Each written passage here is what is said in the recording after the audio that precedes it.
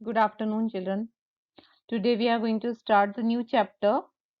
इसका नाम है धर्म की आड़ और इसके लेखक हैं गणेश शंकर विद्यार्थी। इनका जन्म हुआ था 1890 में और इनकी मृत्यु हुई थी 1931 में, जब देश परतंत्र था। इनका जीवन परिचय इस प्रकार है। गणेश शंकर विद्यार्थी का जन्म उत्तर प्रदेश के इलाहाबाद शहर में सन 1890 में हुआ था। एंट्रेंस पास करने के बाद वे कानपुर करेंसी दफ्तर में मुलाजिम हो गए थे, यानी वहां पर वे अपना जॉब करने लगे थे। फिर 1921 में प्रताप साप्ताहिक अखबार उन्होंने निकालना शुरू किया। विद्यार्थी आचार्य महावीर प्रसाद द्विवेदी, ये एक बहुत बड़े लेखक हैं, को अपना साहित्यिक गुरु मानते थे। इसी उद्देश्य की उन्हीं की प्रेरणा से उनकी आजादी की अलख उनके अंदर जागृत हुई और उन्होंने कई रचनाओं का सृजन किया यानी उसका निर्माण किया, उसे लिखा और कई का अनुवाद भी किया। इसी उद्देश्य की पूर्ति के लिए उन्होंने सहायक पत्रकारिता भी की, यानी एडिटिंग का काम भी किया। विद्यार्थी के जीवन का ज्यादातर समय जेलों में बीता, क्योंकि वे स्वतंत्रता सेनानी थे। इन्हें बार बार जेल में डालकर भी अंग्रेज सरकार को संतुष्टि नहीं मिली। वह इनका अखबार भी बंद करवाना चाहती थी। कानपुर में 1931 में मचे सांप्रदायिक दंगों को शांत करवाने के प्रयास में विद्यार्थी को अपने प्राणों की बलि देनी पड़ी थी। ये शहीद हुए। स्वतंत्रता की जो लड़ाई चल रही थी, इसमें वे जब अंग्रेजों के बारे में लिखते थे तो इनका अखबार बंद कराने का कई बार प्रयास हुआ। और जब ये सांप्रदायिक दंगों को शांत करवाने कानपुर गए थे और वहीं पर इन्हें अपना जो शरीर है उन्होंने देश के लिए त्यागा और इसलिए ये शहीद हुए। इनकी मृत्यु पर महात्मा गांधी ने कहा था कि काश ऐसी मौत मुझे मिली होती। विद्यार्थी अपने जीवन में भी और लेखन में भी गरीबों, किसानों, मजलूमों, मजदूरों आदि के प्रति सच्ची हमदर्दी का इजहार करते हैं। चिल्ड्रन, ये जो चैप्टर है धर्म की आड़, ये वास्तव में एक प्रकार से देश में क्या हो रहा है इसका खुला चिट्ठा है। जो बात लोग सामने आकर नहीं कह सकते या फिर जिसको हम कहते हैं ओपनली नहीं कह सकते, विद्यार्थी जी उसे बिल्कुल बिंदास उन्होंने इस पाठ में लिखा है। जैसे कि धर्म की आड़ में क्या क्या काम हो रहे हैं हमारे देश में।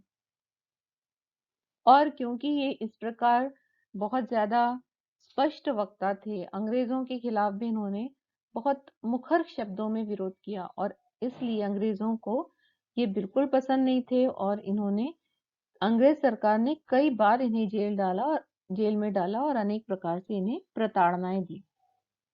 और ये देश के किसानों, गरीबों, मजलूमों, यानी जो बहुत ही निम्न तबके के लोग हैं, शोषित वर्ग हैं, मजदूरों आदि के प्रति उन्होंने सच्ची हमदर्दी का इजहार किया है।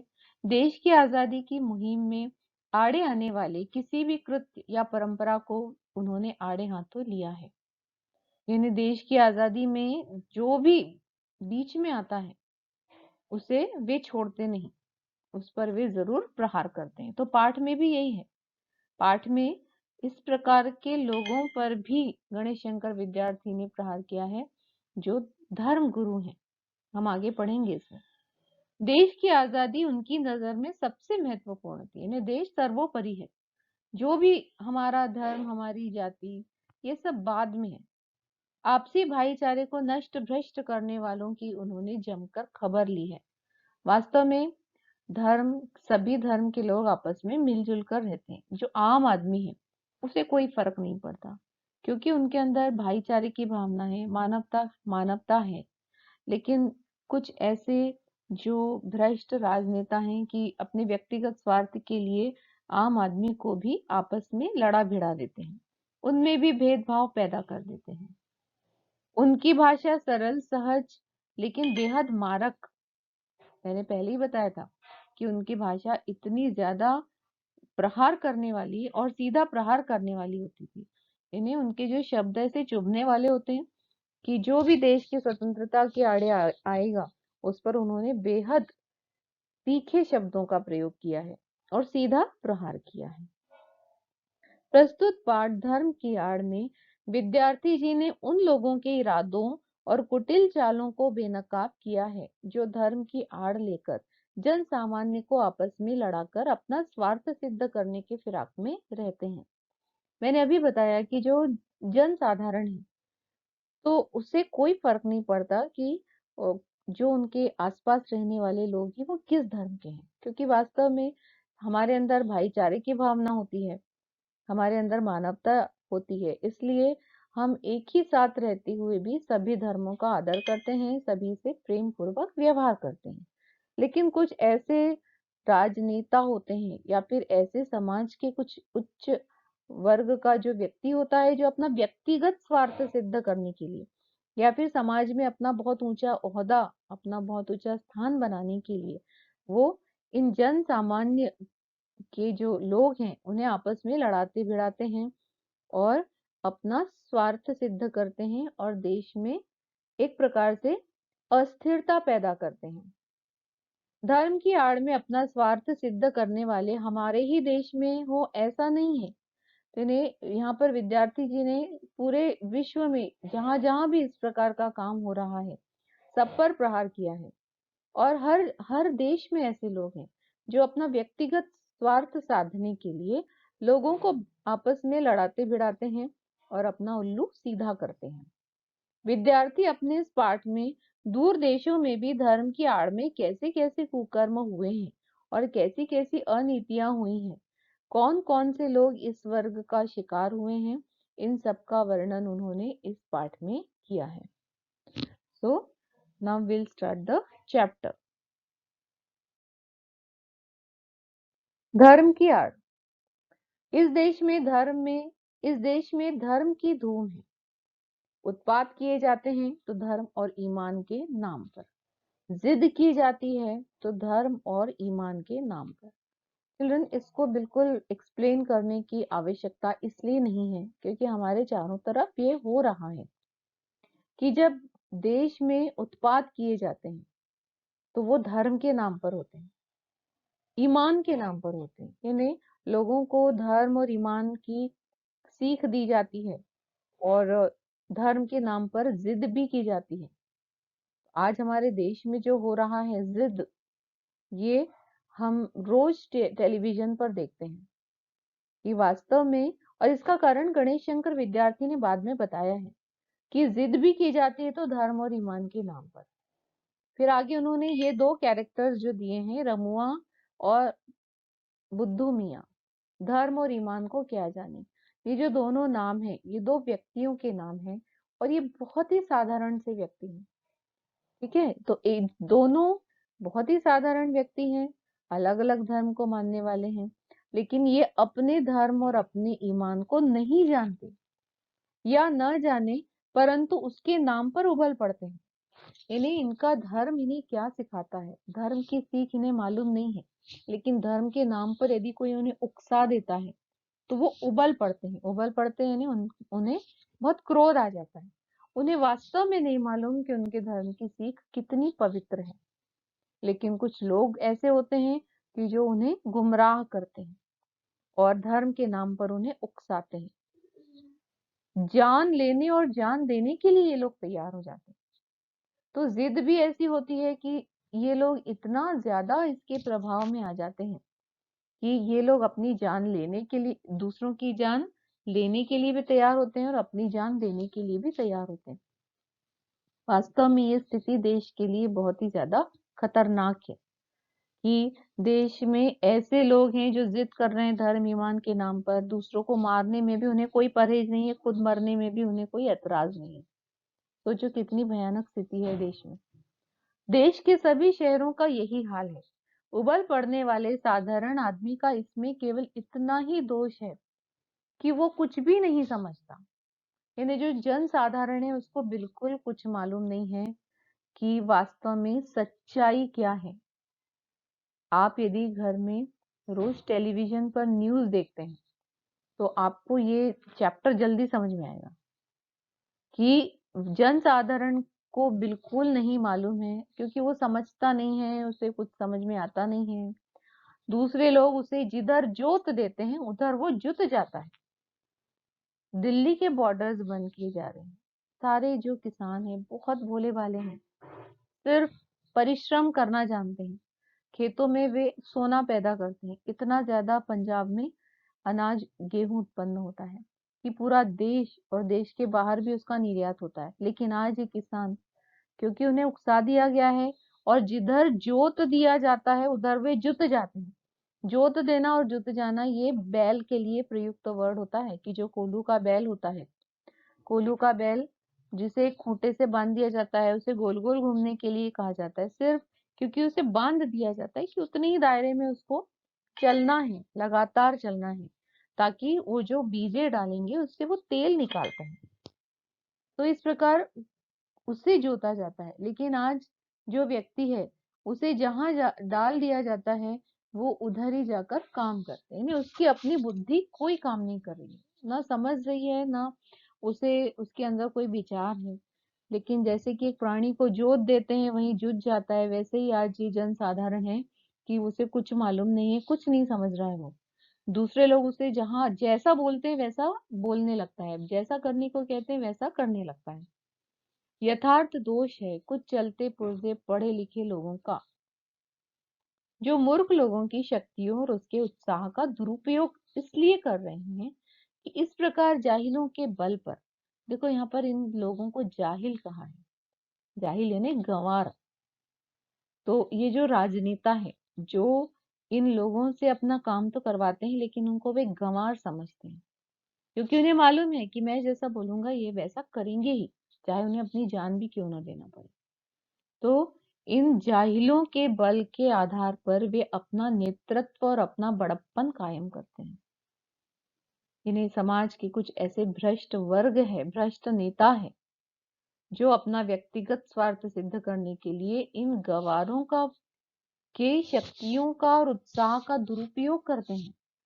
वास्तव में आज देश का किसान इसका भी दुरुपयोग हो रहा है कि जो बैठा है इतनी ठंड में, दिसंबर और जनवरी में दिल्ली में बहुत भयंकर ठंड पड़ती है, लेकिन आज ये खुले में, खुले आसमान में रहने के लिए इन लोग बाध्य हैं। क्यों? क्योंकि इन्हें बोला गया है। ठीक है। और इसमें इसके पहले भी जो दिल्ली में दंगे हुए थे, किसी भी धर्म का नाम नहीं लिया जा रहा है, किसी भी पार्टी का नाम नहीं लिया जा रहा है यहाँ पर, लेकिन हमें ये समझना है क्योंकि आप आगे आने वाले नागरिक हैं, देश के नागरिक, भावी पीढ़ी।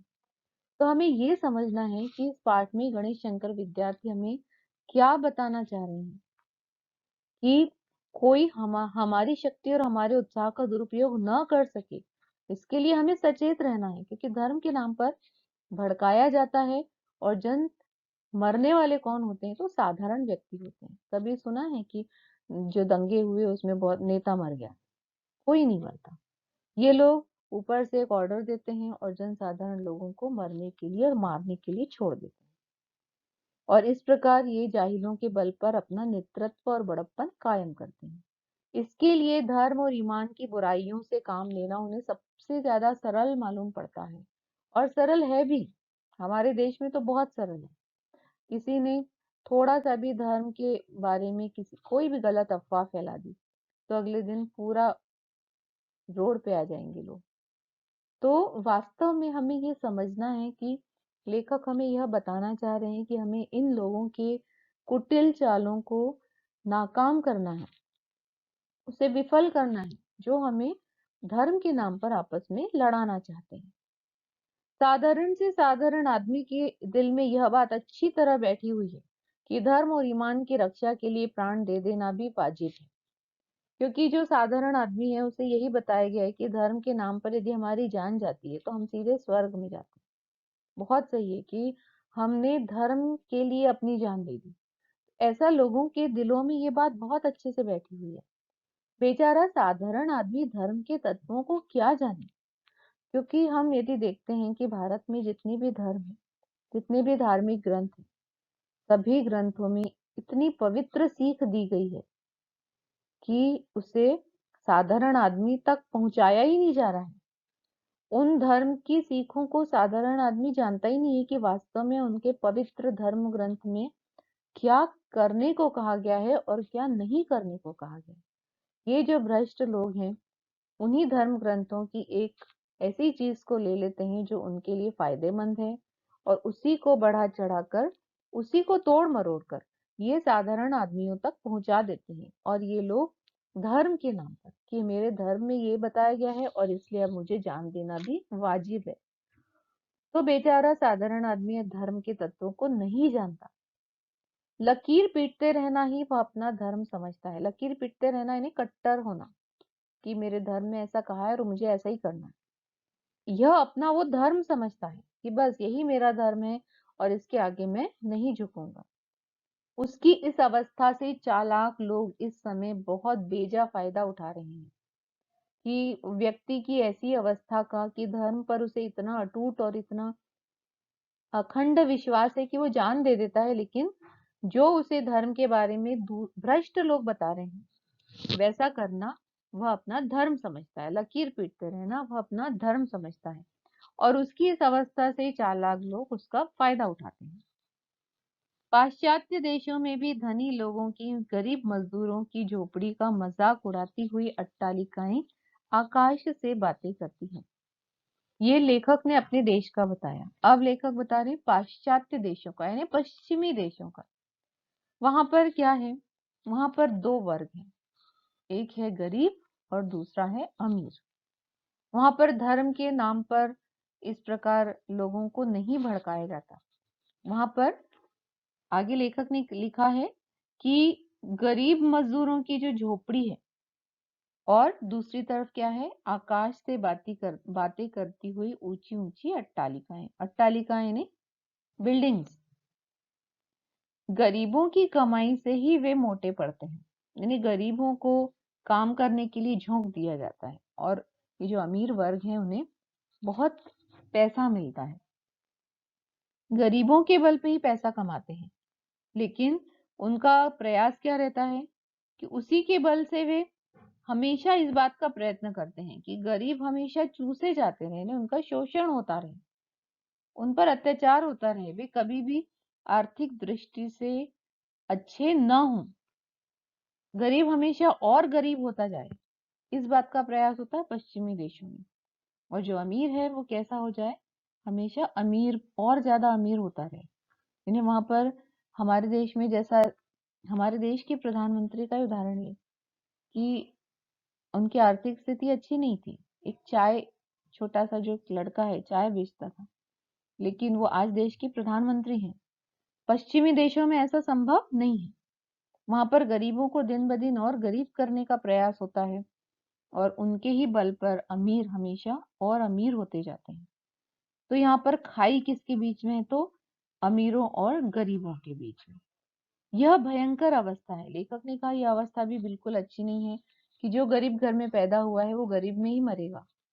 हमारे देश में ऐसा नहीं है। हमारे देश में हमने कई बार देखा है कि जिनकी आर्थिक परिस्थिति अच्छी नहीं होती है, लेकिन कुछ ऐसा होता है कि उस बच्चे को उसके टैलेंट के बल पर बहुत अच्छी नौकरी लगी और उसकी आर्थिक स्थिति बहुत अच्छी हो गई। लेकिन पाश्चात्य देशों में यह संभव नहीं है और इसी कारण से साम्यवाद और बोल्शेविज्म, पीछे इसके मीनिंग दिए हैं।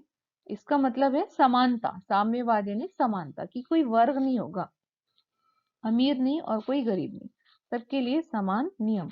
और इसलिए इन दोनों सिद्धांतों का जन्म हुआ। Next paragraph.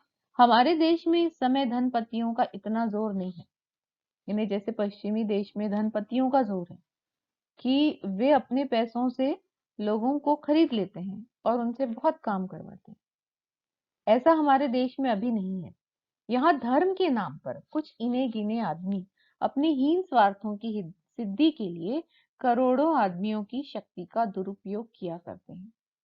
तो हमारे देश में धन का जोर नहीं है, अभी हमारे देश में धर्म का जोर है कि धर्म के नाम पर कुछ भ्रष्ट और स्वार्थी लोग करोड़ों आदमियों को झोंक देते हैं और उनकी शक्ति का दुरुपयोग करके अपना निजी फायदा उठाते हैं, निजी स्वार्थ सिद्ध करते हैं। गरीबों का धनाढ्यों द्वारा चूसा जाना इतना बुरा नहीं है जितना बुरा कि यह कि वहां है धन की मार और यहाँ पर है बुद्धि की मार। चिल्ड्रंस, ये लाइन बहुत इंपॉर्टेंट है, you have to listen very carefully. कि जो पश्चिमी देशों में है कि गरीबों का शोषण होता है अमीरों के द्वारा, उन्हें हमेशा गरीबी बने बने रहने का प्रयास होता है कि गरीब हमेशा गरीबी में ही रहे, कभी भी ऊपर ना आ सके। तो यह उतना बुरा नहीं है जितना कि बुरा हमारे देश में है। वहां पर धन की मार होती है, वहां पैसे के लिए लोग तरसते हैं। लेकिन यहाँ पर क्या है, बुद्धि पर मार है कि लोगों की बुद्धि को ही वश में कर लिया जाता है। वहां धन दिखाकर करोड़ों को वश में किया जाता है और मनमाना धन पैदा करने के लिए जोर दिया जाता है। यहाँ पर बुद्धि पर पर्दा डाल दिया जाता है, यानी कि लोगों की बुद्धि में यह पर्दा डाल दिया जाता है कि तुम्हें ऐसा करना है। जैसे कि अभी किसान लोगों को क्या बताया है कि वे लोग कुछ सुनने के लिए खाली नहीं है, केवल उन्हें बताया कि ये कानून तो काला कानून है, ये बता दिया है। लोग बार बार यही कह रहे हैं कि कानून हटाओ, उसके नुकसान नहीं बता रहे हैं क्योंकि उन्हें मालूम ही नहीं है, उन्हें सिर्फ इतना मालूम है कि काला कानून है, इसे हटाओ। तो उनकी बुद्धि पर पर्दा डाल दिया गया है। और कुछ लोग तो पहले ईश्वर और आत्मा का स्थान अपने लिए ले लेते हैं, फिर धर्म और ईमान और ईश्वर और आत्मा के नाम पर अपनी स्वार्थ सिद्धि के लिए लोगों को लड़ाते और भिड़ाते हैं। हमारे देश में बहुत सारे धर्म गुरु अभी जेल में हैं। नाम लेना सही नहीं है, लेकिन एक के बाद एक उनका जो भांडाफोड़ होता गया कि वास्तव में धर्म के नाम पर उनके आश्रम में कितने गलत काम होते थे। स्वयं को वे ईश्वर और आत्मा का अवतार बताते थे और धर्म, ईमान, ईश्वर, आत्मा के नाम पर अपनी स्वार्थ सिद्धि करते थे। खुद के स्वार्थ के लिए वे लोगों की जान तक ले लेते थे। हमारे देश में ऐसे बहुत धर्म गुरु हुए हैं जो आज अभी भी जेल में ही हैं। तो ऐसे लोगों के बहकावे में हमें बिल्कुल नहीं आना है। इसलिए यह जो पाठ है ये प्रासंगिक है, आज हमारे लिए बहुत जरूरी है ये सब समझना। मूर्ख बेचारे धर्म की दुहाइयां देते हैं और दीन दीन चिल्लाते हैं। जो लोग मूर्ख हैं वे लोग धर्म की दुहाई देते हैं, यानी कि भाई हमारे धर्म में तो बस यही कहा है, और दीन दीन चिल्लाते। दीन दीन चिल्लाना यानी कभी भी उनके अच्छे दिन नहीं आते, हमेशा वे लोग दुख में ही रहते हैं और उनके अभावों में ही जीते हैं। दीन दीन चिल्लाने में बहुत ही गरीबी में ही दिन बिताते हैं, लेकिन धर्म की दुहाई देते जाते हैं, कभी भी ऊपर उठने का भी प्रयास नहीं करते हैं। अपने प्राणों की बाजियां खेलते हैं और थोड़े से अनियंत्रित और धूर्त आदमियों का आसन ऊंचा करते हैं, उनका बल बढ़ाते हैं। तो ये लोग कैसे हैं कि जैसे उनकी बुद्धि पर पर्दा डाल दिया गया है, वे मूर्ख हैं, धर्म की दुहाई देते जाते हैं, अपने प्राणों की बाजी लगाते जाते हैं और थोड़े से अनियंत्रित और धूर्त आदमियों का आसन ऊंचा करते हैं। इन्हें वे किसी एक आदमी के लिए काम करते हैं, जैसा उन्हें बोला जाता है वैसा वे लोग करते जाते हैं। और तो भी दीन दीन ही चिल्लाते हैं, कभी भी वे सुख से नहीं रह पाते, हमेशा अभावों में, गरीबी में ऐसा ही जीवन जीते हैं। और उन धूर्त आदमियों का वे बल बढ़ाते हैं, उनका आसन ऊंचा करते हैं। धर्म और ईमान के नाम पर किए जाने वाले इस भीषण व्यापार को रोकने के लिए साहस और दृढ़ता के साथ उद्योग होना चाहिए।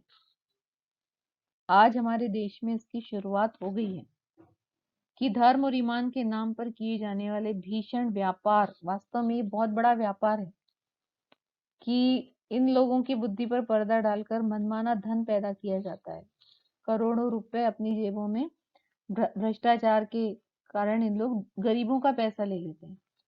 इस व्यापार को रोकने के लिए साहस चाहिए और दृढ़ता चाहिए, जो सब में नहीं होती। और उद्योग होना चाहिए, यानी कुछ ऐसा होना चाहिए कि जिससे इन लोगों का व्यापार बंद हो, भ्रष्टाचारियों का व्यापार बंद हो जाए। जब तक ऐसा नहीं होगा तब तक भारतवर्ष में नित्य प्रति बढ़ते जो झगड़े बढ़ रहे हैं वे झगड़े कम नहीं होंगे। तो वास्तव में यह पाठ आज बहुत ही ज्यादा मायने रखता है कि आप और हम जो वर्तमान पीढ़ी है, इन्हें इस बात को बहुत अच्छे से समझना है कि कौन देश में भ्रष्टाचारी है और हमें किसका साथ नहीं देना है, और हमें कौन हमारी बुद्धि पर पर्दा डालकर हमें गुमराह करना चाहता है। तो children, we are we are going to stop here only. I'll send you another video.